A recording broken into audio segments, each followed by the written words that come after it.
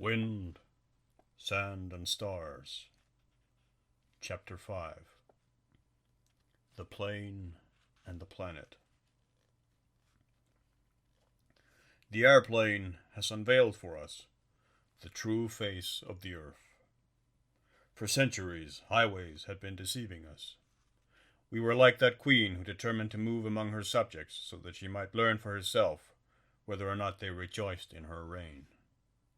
Her courtiers took advantage of her innocence to garland the road she traveled and set dancers in her path. Led forward on their halter, she saw nothing of her kingdom and could not know that over the countryside the famished were cursing her. Even so have we been making our way along the winding roads. Roads avoid the barren lands, the rocks, the sands. They shape themselves to man's needs and run from stream to stream. They lead the farmer from his barns to his wheat fields, receive at the thresholds of stables the sleepy cattle, and pour them forth at dawn into meadows of alfalfa. They join village to village, for between villages marriages are made. And even when a road hazards its way over the desert, you will see it make 1,000 detours to take its pleasure at the oasis. Thus, led astray by the divagations of roads, as by other indulgent fictions, having in the course of our travels skirted so many well-watered lands, so many orchards, so many meadows, we have, from the beginning of time, embellished the picture of our prison. We have elected to believe that our planet was fruitful and merciful. But a cruel light has blazed, and our sight has been sharpened. The plane has taught us to travel as the crow flies. Scarcely have we taken off when we abandon these winding highways that slope down to watering troughs and stables, or run away to towns streaming in the shade of their trees. Freed henceforth from this happy servitude, delivered from the need of fountains, we set our course for distant destinations. And then, only from the height of our rectilinear trajectories, do we discover the essential foundation, the fundament of rock and sand and salt, in which here and there, from time to time, life, like a little moss in the crevices of ruins, has risked its precarious existence. We, to whom humble journeyings were once permitted, have now been transformed into physicists, biologists, students of the civilizations that beautify the depths of valleys, and now and again, by some miracle, bloom like gardens where the climate allows. We are able to judge man in cosmic terms, scrutinize him through our portals as through instruments of the laboratory. I remember a few of these scenes.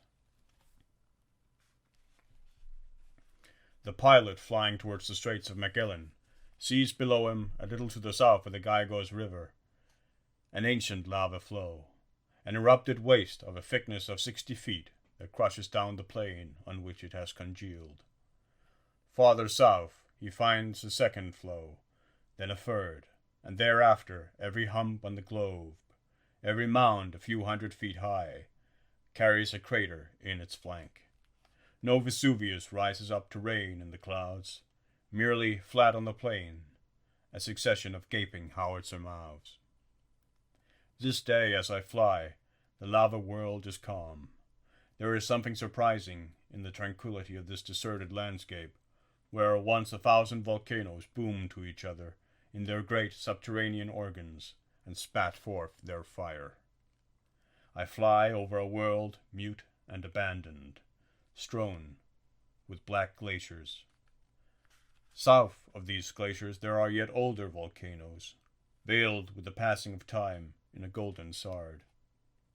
Here and there a tree rises out of a crevice like a plant out of a cracked pot. In the soft and yellow light, the plain appears as luxuriant as a garden. The short grass seems to civilize it, and round its giant throats there is scarcely a swelling to be seen. A hare scampers off. A bird wheels in the air. Life has taken possession of a new planet, where the decent loam of our earth has at last spread over the surface of the star. Finally, crossing the line into Chile, a little north of Punta Arenas, you come to the last of the craters, and here the mouths have been stopped with earth. A silky turf lies snug over the curves of the volcanoes, and all is suavity in the scene. Each fissure in the crust is sutured up by this tender flax. The earth is smooth. The slopes are gentle. One forgets the travail that gave them birth. This turf effaces from the flanks of the hillocks the somber origin of their origin.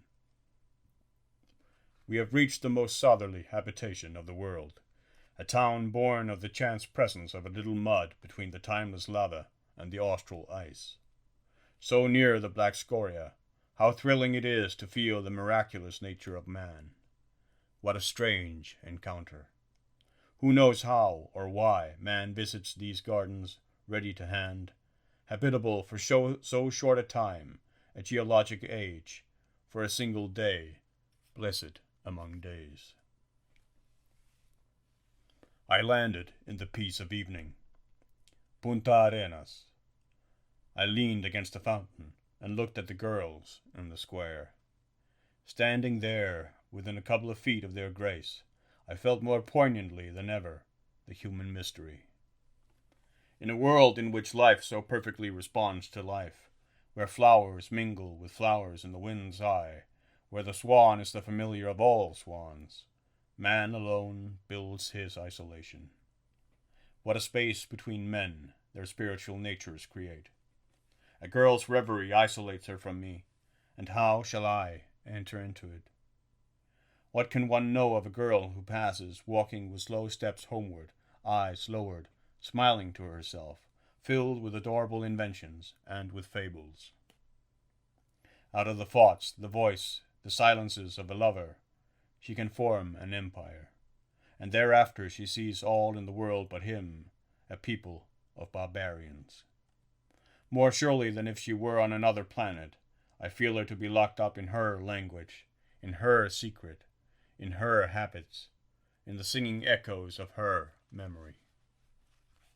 Born yesterday of the volcanoes, of greensards, of brine of the sea, she walks here already half divine. Punta Arenas. I lean against the fountain. Old women come up to draw water. Of their drama I shall know nothing but these gestures of farm servants. A child, his head against a wall, weeps in silence. There will remain of him in my memory only a beautiful child, forever inconsolable. I am a stranger. I know nothing. I do not enter into their empires. Man in the presence of man is as solitary as in the face of a wide winter sky, in which there sweeps, never to be tamed, a flight of trumpeting geese. How shallow is the stage on which this vast drama of human hates and joys and friendships is played? Whence do men draw this passion for eternity, flung by chance as they are upon a scarcely cool bed of lava, threatened from the beginning by the deserts that are to be, and under the constant menace of the snows? Their civilizations are but fragile gildings. A volcano can blot them out, a new sea, a sandstorm. This town seemed to be built upon a true humus, a soil one might imagine to be as rich as the wheat heads of the Beauce. These men live heedless of the fact that here, as elsewhere, life is a luxury, and that nowhere on the globe is the soil really rich beneath the feet of men.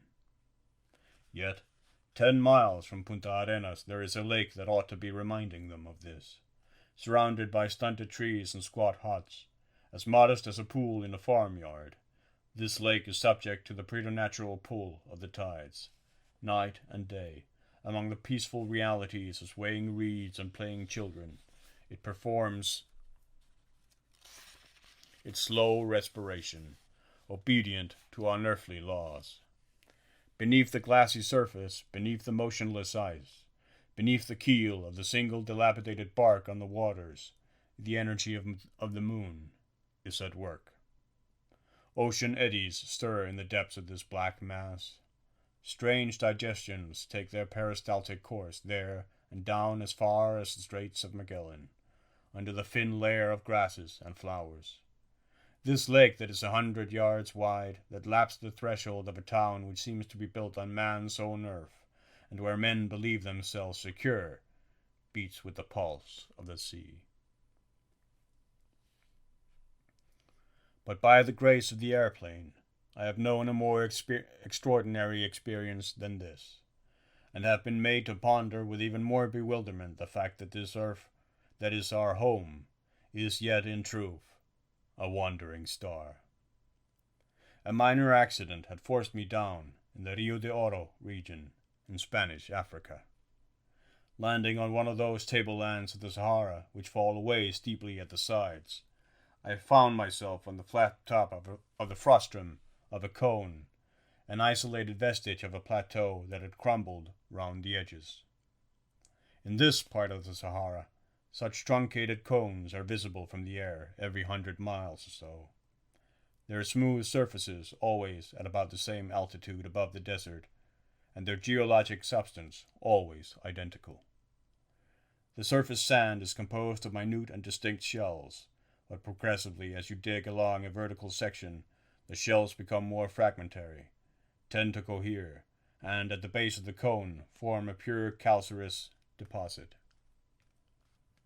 Without exception, I was the first human being ever to wander over this iceberg.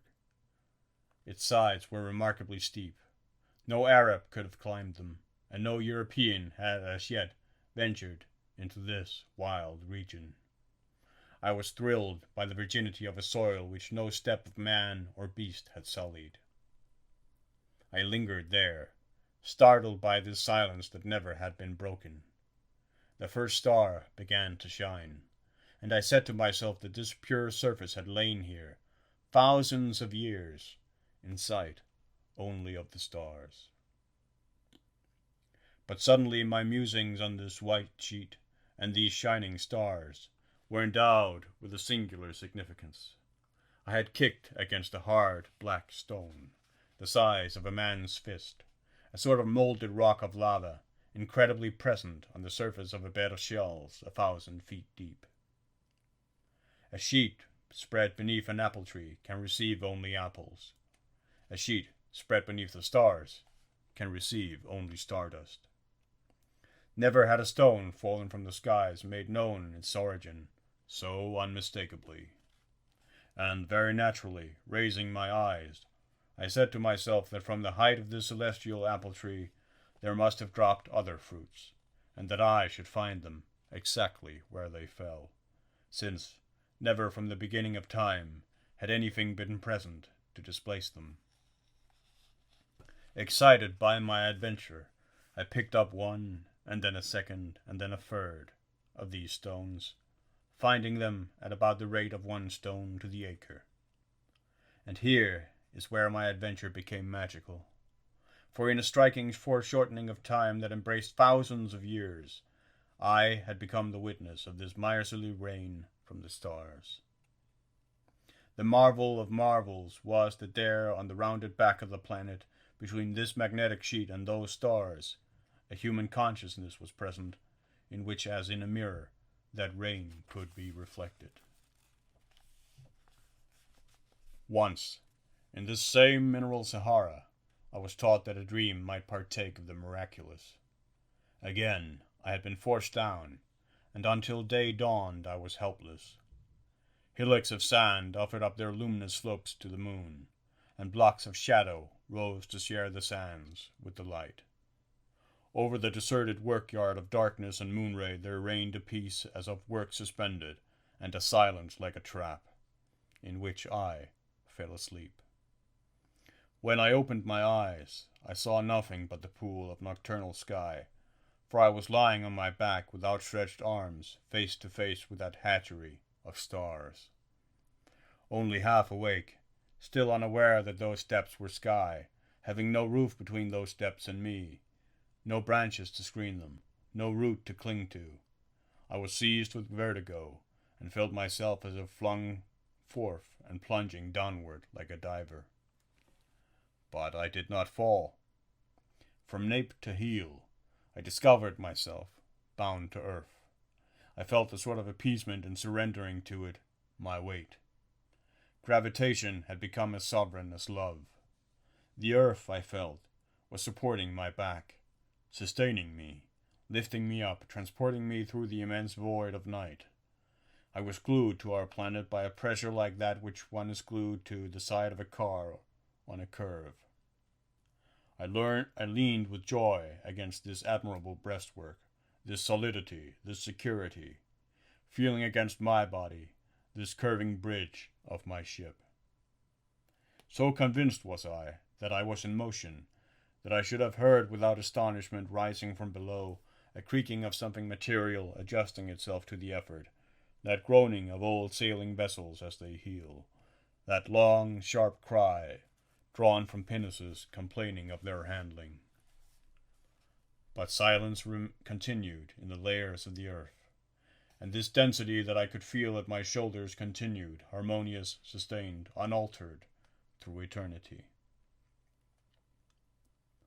I was as much the inhabitant of this homeland as the bodies of dead galley slaves, weighted with lead, were the inhabitants of the sea. I lay there, pondering my situation, lost in the desert and in danger, naked between sky and sand, withdrawn by too much silence from the poles of my life. I knew that I should wear out days and weeks returning to them if I were not sighted by some plane, or if next day the Moors did not find and murder me. Here I possessed nothing in the world. I was no more than a mortal strayed between sand and stars, conscious of the single blessing of breathing, and yet I discovered myself filled with dreams. They came to me soundlessly, like the waters of a spring, and in the beginning I could not understand the sweetness that was invading me. There was neither voice nor vision, but the presentiment of a presence, of a warmth very close and already half guessed. Then I began to grasp what was going on, and shutting my eyes, I gave myself up to the enchantments of my memory. Somewhere there was a park, dark with firs and linden trees, and an old house that I loved. It mattered little that it was far away, that it could not warm me in my flesh, nor shelter me, reduced here to the role of dream. It was enough that it existed to fill my night with its presence. I was no longer this body flung up on a strand. I oriented myself. I was the child of this house, filled with the memory of its odors, with the cool breath of its vestibules, with the voices that had animated it, even to the very frogs in the pools that came here to be with me. I needed these 1,000 landmarks to identify myself, to discover of what absences the savor of this desert was composed, to find a meaning in this silence made of 1,000 silences, where the very frogs were silent. No, I was no longer lodged between sand and stars. I was no longer receiving from this scene its chill message. And I had found out at last the origin of the feeling of eternity that came over me in this wilderness. I had been wrong to believe it was part of sky and sand. I saw again the great stately cupboards of our house, their doors opened to display piles of linen as white as snow. They opened on frozen stores of snow. The old housekeeper trotted like a rat from one cupboard to the next, forever counting, folding, unfolding, recounting the white linen, exclaiming, "Oh, good heavens, how terrible!" At each sign of wear, which threatened the eternity of the house, running instantly to burn out her eyes under a lamp, so that the woof of these altar cloths should be repaired, these 3 masters' sails be mended, in the service of something greater than herself, a god, a ship. Ah, I owe you a page, mademoiselle. When I came home from my first journeyings, I found you needle in hand, up to the knees in your white surplices, each year a little more wrinkled, a little more round-shouldered, still preparing for our slumbers those sheets without creases, for our dinners those cloths without seams, those feasts of crystal and of snow. I would go up to see you in your sewing room, would sit down beside you and tell you of the dangers I had run, in order that I might thrill you, open your eyes to the world, corrupt you. You would say that I hadn't changed a whit. Already as a child I had torn my shirts, how terrible, and skinned my knees, coming home as day fell to be bandaged. No, mademoiselle, no. I have not come back from the other end of the park, but from the other end of the world. I have brought back with me the acrid smell of solitude, the tumult of sandstorms, the blazing moonlight of the tropics. Of course, you would say, boys will run about, break their bones, and think themselves great fellows. No, mademoiselle, no. I have seen a good deal more than the shadows in our park. If you knew how insignificant these shadows are, how little they mean beside the sands, the granite, the virgin forests, the vast swamplands of the earth. Do you realize that there are lands on the globe where, when men meet you, they bring up their rifles to their cheeks? Do you know that there are deserts on earth where men lie down on freezing nights to sleep without roof or bed, or snowy sheet? What a wild lad, you would say. I could no more shake her faith than I could have shaken the faith of a candle woman in a church. I pitied her humble destiny which had made her blind and deaf. But that night in the Sahara, naked between the sands and the stars, I did her justice. What is going on inside me I cannot tell. In the sky, 1,000 stars are magnetized, and I lie glued by the swing of the planet to the sand. A different weight brings me back to myself. I feel the weight of my body drawing me towards so many things. My dreams are more real than these dunes, than that moon, than these presences. My civilization is an empire more imperious than this empire. The marvel of the house is not that it shelters or warms a man, nor that its walls belong to him. It is that it leaves its trace on the language. Let it remain a sign. Let it form, deep in the heart, that obscure range from which, as waters from a spring, are born our dreams. Sahara, my Sahara, you have been bewitched by an old woman at a spinning wheel.